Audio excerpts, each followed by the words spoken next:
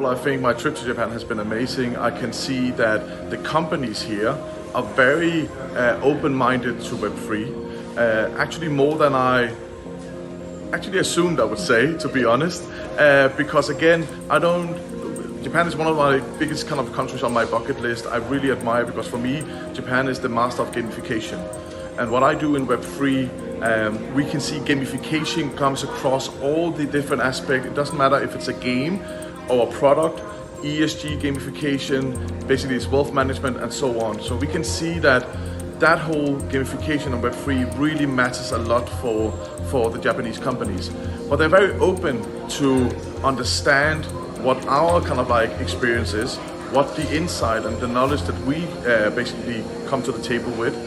And I've had some amazing meetings here where I was afraid that they were not open and kind of like honest about, yes, we are exploring, or yes, we want to be educated.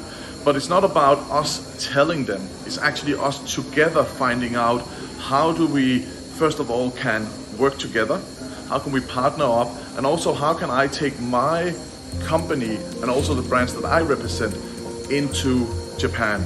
And also vice versa, how can Japan actually use us as a gateway to Europe? And I think this is what is the amazing part with Web3 as a community, and what I can sense and what I love about gaming.